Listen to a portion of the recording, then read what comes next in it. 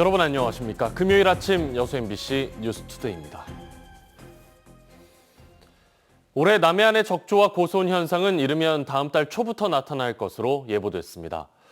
전라남도와 여수시는 남면 앞바다에서 적조 방제 모의 훈련을 실시하고 적조 피해 최소화를 위한 유관기관의 협력을 더욱 강화하기로 했습니다. 최우식 기자가 방제 훈련 현장에 다녀왔습니다. 여수시 남면 화태도 앞바다, 전남도와 여수시, 국립수산과학원, 수협, 해경과 지역 어촌계 등에서 선박 45척이 동원돼 적조 방제 모의 훈련이 펼쳐졌습니다. 드론을 활용한 항공 예찰에 이어 적조가 발생한 해역에 주의보와 경보가 발령되고 즉시 현장으로 출동하여 1단계로 감항면에서 조류를 따라 유입되는 적조티 차단을 위해 방제를 실시하여 주시기 바랍니다. 곧바로 방제선이 투입돼 황토 살포와 수류 방제에 나섭니다. 적조 생물인 코클로디니움을 황토에 흡착 침전시키거나 물살을 일으켜 표충수를 희석시키는 현재로선 가장 합리적이고 친환경적인 방제 방식입니다. 오늘 여러분들께서 실시한 모의 훈련을 통해 적조 예찰, 적조 특보 발령, 적조 방제 작업 등 체계적인 현장 대응 능력을 확인할 수 있어서 올해 남해안의 적조는 이르면 다음 달 초부터 발생할 것으로 예상됩니다. 또 북극의 이상 기온으로 폭염 일수가 많아져 평년보다 바다의 수온도 1도씨가량 높을 것으로 보입니다. 이에 따라 고수온은 지난해보다 보름 빠른 다음 달 초 중순, 적조는 다음 달 중순부터 심해질 것으로 보여 양식장이 많은 여수와 고흥, 완도 등을 중심으로 피해가 우려됩니다.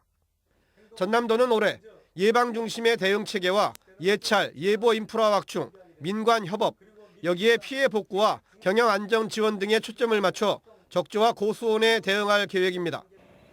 지난해에는 8월 중순 여수 고흥 해역에 적조가 발생했으나 다행히 피해로 이어지지 않았지만 7월 중순 고수온 현상으로 11개 시군 3,759개 어가에서 175억 원의 어업 피해가 발생한 바 있습니다. 우리 도는 최근 5년간 이러한 적조로 인해 352억 원의 수산 피해가 발생한 바 있습니다. 적조 피해 예방을 위해서는 현장 역할이 가장 중요하다고 생각이 됩니다. 해마다 반복되는 적조와 고수온으로 올여름도 가두리 양식장이 밀집해 있는 남해안에 비상이 걸렸습니다. MBC 뉴스 최우식입니다. 지난 지방선거 과정에서 빚어진 순천 지역 당정 간의 갈등 관계 보도해드렸는데요. 지역 국회의원과 단체장과의 고질적인 대립 구도는 특정 지역만의 문제가 아니라 나아가 이번 민선 8기에는 더 악화될 수 있다는 우려가 커지고 있습니다. 속내는 무엇인지 박광수 기자가 보도합니다. 민선 7기 권오봉 여수시장과 주철현 국회의원은 줄곧 대립 관계였습니다. 4년 전 선거 때부터 부각된 적대적 경쟁 관계가 시청 별관 건립 등 지역 현안에 대한 이견으로 증폭되며 줄곧 악화일로였습니다. 권 시장은 후반기 들어 을구 김회재 의원과도 소원해진 것으로 전해졌고 이 같은 분위기는 국회의원들의 영향력이 미치는 시의회와의 첨예한 갈등 구도로 드러났습니다. 벌써 정치적으로는 이런 논란이 끊임이 없습니다. 언제까지 이거를 계속 가져갈 수도 없는 문제고요. 정치의 본질은 좀 갈등 해소에 있다. 우리 스스로가 좀 갈등을 만드는 그런 사람은 되지 않았으면 좋겠고. 허석 순천시장과 서병철 의원도 4년 내내 냉랭한 관계를 벗어나지 못했습니다. 재판을 받고 있던 허 시장이 올 초 직위 상실의 위기를 벗어난 뒤 차기 출마 의사를 내비치자마자 소 의원은 먼저 시민에게 사과부터 하라며 강하게 공박하는 등 불편한 관계는 고비고비마다 노출됐습니다. 광양도 마찬가지입니다. 힘들게 민주당에 복당했던 정현복 시장의 경우 입당한 지 얼마 되지 않아 탈당을 고려 중이라는 말이 나올 정도였습니다. 앞으로가 더 문제라는 전망도 나옵니다. 탈당의 진통과 치열한 박빙의 선거 과정 속에서 민주당과 당선자들의 관계가 더 악화된 데다 일부에선 결국 소속 정당까지 나뉘어버렸기 때문입니다. 민주당과 지역위원장은 정말 이번 선거 결과를 뼈저리게 반성을 하고 시스템 개혁이 필요하다면 그런 개혁을 해야 될 거라고 생각합니다. 지역 의제와 시정 주도권에 대한 세력 간 경쟁이 고질적 대립 구조의 원인으로 꼽힙니다. 공천이 곧 당선이라는 구도는 더욱 공고한 갑을 관계로 이어지면서 개입과 반발의 마찰이 더 커질 수밖에 없습니다. 결국은 차기 선거 때문이라는 시각도 있습니다. 서로를 총선이나 지방선거에서 만날 유력 경쟁자나 경쟁 세력으로만 바라보고 있기 때문이라는 겁니다. 경쟁 관계가 계속 이어지다 보니까 그 갈등이 쌓이기도 하고 또 상대 후보에 대해서 견제를 하다 보니까 이런 결과가 계속 이어지고 있는 것 아닌가. 왜 그러면 평가를 이렇게 하면서 그럴까 생각해 보니까 다음 선거 때문에 그런다. 오히려 51% 챙긴 분들이 저를 지지해서 다음에 당선될 수 있지 않느냐. 민주당을 중심으로 하는 호남 정치가 뿌리부터 흔들리는 위기의 정점. 리더십의 분열과 이전 투구는 결국 시민들의 피해로 이어질 수밖에 없습니다. 어느 곳 할 것 없이 소멸의 위험이 거론되는 지역의 벼랑 끝 현실은 주도권 다툼에 몰두하는 정치권에 처절한 성찰을 요구하고 있습니다. MBC 뉴스 박광수입니다. 조승환 해양수산부 장관이 취임 이후 처음으로 세월호가 있는 목포 신항을 찾았습니다.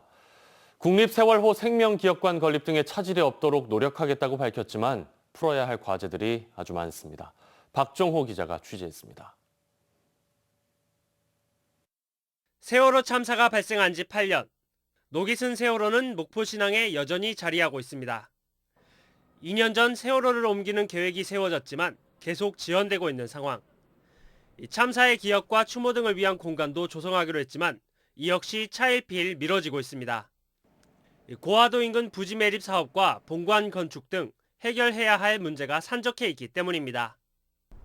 조승환 해양수산부 장관이 취임 이후 처음으로 세월호가 있는 목포 신항을 찾아 사업 추진에 차질이 없도록 노력하겠다고 약속했습니다. 올해 1월부터 12월까지 선체 이동을 포함한 토목, 건축, 전시 등 가칭, 국립세월호 생명기억관 건립을 위한 기본계획을 수립 중에 있습니다. 오는 2028년 이후 개관 예정. 하지만 가능할지는 여전히 미지수입니다. 진도 국민해양안전관 문제도 시급히 풀어야 할 과제가 많습니다. 운영 주체, 그리고 운영비 책임 문제를 놓고 진도군과 해수부가 아직도 결론 내지 못하고 있기 때문입니다. 재정당국과 협의를 통해 국민해양안전관이 원활히 운영될 수 있도록 적극적으로 노력을 하겠습니다. 조승환 해수부 장관은 또 세월호 선체 안전성이 확보될 수 있도록 앞으로 정기적인 점검도 강화하겠다고 밝혔습니다. MBC 뉴스 박종호입니다. 1년 전 광주에서는 대낮에 철거 건물이 무너져 버스에 타고 있던 9명의 시민이 돌아오지 못했습니다. 광주에선 이 학동 참사를 잊지 않겠다는 추모식이 열렸습니다. 우종훈 기자의 보도입니다. 철거가 한창이던 재개발 구역의 건물이 달리던 시내버스 위로 무너져 내립니다. 허술한 가림막은 있으나 마나였고 쏟아진 콘크리트 잔해에 도심은 삽시간에 먼지로 뒤덮입니다. 어머니 병문안을 가려던 딸, 아들의 생일상을 차려주려던 어머니 등 9명에겐 일말의 저항도 허락되지 않았습니다. 일동 목련. 1년 전 사고 발생 시각에 맞춰 희생자들의 넋이 길어집니다. 도로를 가득 메웠던 건물 잔해와 부서진 버스는 보이지 않지만 남겨진 이들의 시간은 그날에 멈췄습니다. 학동 참사 7개월 만에 발생한 화정동 참사는 가족들을 다시 극도의 우울감에 빠뜨렸습니다. 그때로 돌아가고 싶습니다. 그분들을 안아주고 싶고 만지고 싶고 성천한 곳을 언제까지고 어루만져주고 싶습니다. 가족의 아픔은 그대로인 반면 현대산업개발은 연이은 참사에도 기존 사업을 순탄하게 이어가고 있습니다. 사고 이후 조합원을 중심으로 교체 요구가 있기도 했지만 학동 4구역 재개발 사업의 시공은 현대산업개발이 계속할 전망이고 학동 참사 책임을 묻는 영업정지 8개월 행정처분은 과징금 4억 원으로 대신할 걸로 보입니다. 이달 결심 공판을 마치고 다음 달 선고가 예상되는 업무상 과실치사 혐의 재판에서도 현대산업개발은 책임을 떠넘기고 있습니다. 진정한 사과 반성도 없이 결국 기업의 이웃 논리로 문제를 해결하려고 한다면 결코 그런 기업을 업계에 남겨둘 필요는 없다고 생각을 합니다. 현재 검토되고 있는 추모일 지정과 추모공원 조성 논의는 이후 대형 참사를 막겠다는 광주시의 의지를 보여줄 가늠자가 될 것이란 지적이 나옵니다. MBC 뉴스 우종훈입니다. 김원희 국회의원의 전 보좌관인 유모 씨가 성폭행 혐의로 검찰에 불구속 송치됐습니다. 유 씨는 지난 2020년 4월과 2021년 7월 두 차례에 걸쳐 국회의원실에서 일하던 여성 비서진 A 씨를 성폭행한 혐의로 지난 1월 초 고소됐습니다.